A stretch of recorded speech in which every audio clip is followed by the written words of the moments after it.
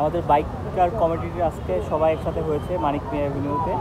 তো আমার একটা ভাইকে আমরা পেয়েছি। তো ভাই, আপনি কি বনানীতে দিনকে ছিলেন? জি, আমি ওই দিন দিনকে কী হয়েছিল ভাই আপনার সাথে? ওই দিনকে আমি হচ্ছিল গুলশান 1 থেকে আমি বনানী কাঁচা বাজার যাচ্ছিলাম। যাওয়ার পথে কিছু অটো রিক্সা চালক হঠাৎ করে মানে 11 নম্বর ব্রিজের গেটটা আটকে দিল। আটকে দেওয়ার পরে ওনারা আইসা আমাকে মানে ধরছে। আমি বলছি আমার বাইকের ভিতরে স্কুলের বই ছিল এবং এক বড় ভাই ছিল, ওনাকে নিয়ে আমি আসতেছিলাম স্কুলের বই নিয়ে। ওনাদেরকে আমি বলছি, ভাই আমি হচ্ছে স্কুলের বই নিয়ে স্কুলে যাচ্ছি, তো আমাকে যেতে দেন। ওনারা আমার কথা না শুনে প্রায় 15 থেকে 20 জন লোক হাতে লাঠি সুটা বাস যারাতে যেটা ছিল সেটা দিয়ে আমার উপরে আঘাত করেছে। এবং এই যে এখানে আঘাতের চিহ্ন আছে, এইখানে আছে, পিঠে আছে, গুরুতরভাবে আঘাত করেছে। ওই দিন তো একটা বড় ভাই এসে ওই দিন বাঁচাইছে, বিদায় আমি বেঁচে গেছি। আর না হলে হচ্ছিল আমি ওই দিন গুরুতরভাবে আহত হতাম। এবং মাথায় যে বাড়িগুলো দিচ্ছে, আমার মাথায় যদি হেলমেট না থাকতো ওই দিন এমন আছে আমার স্পটও হয়ে যেতে পারতো। তো আল্লাহর মতো ওই দিন আমি বেঁচে আসতে পারছি। তো আমি চাচ্ছি যে মেন রোড থেকে অটো রিক্সাগুলো উঠে যাক। এবং অ্যাক্সিডেন্ট হওয়ার মূল কারণ হচ্ছে মেন রোডে এখন অটো রিক্সা।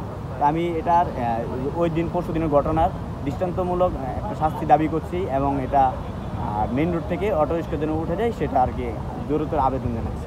আমরা একটা ভিডিও দেখলাম আর কি সোশ্যাল মিডিয়াতে, সেই লোকটা কি আপনি ছিলেন? জি জি, ওই দিন খবরে ওইটা কয়েকটা খবরে নিউজে দেখাচ্ছি, ওইটা আমি ছিলাম।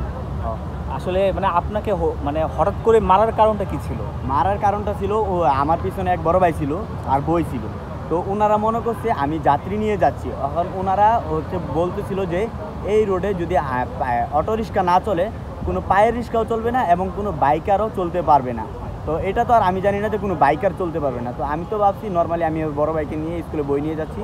তো ওনারা ওই পিছনে বড় ভাই থাকার কারণে ওই বড় ভাইটাকেও মারছে, মাথায় একটা বাড়ি দিচ্ছে এবং আমাকে গুরুতরভাবে মারছে। ও প্রায় 20 থেকে 25 জন আইসা লাঠি শুরুটা ওইটা খবরেও দেখা, নিউজেও দেখাইছে, ভিডিও ফুটেজও আছে।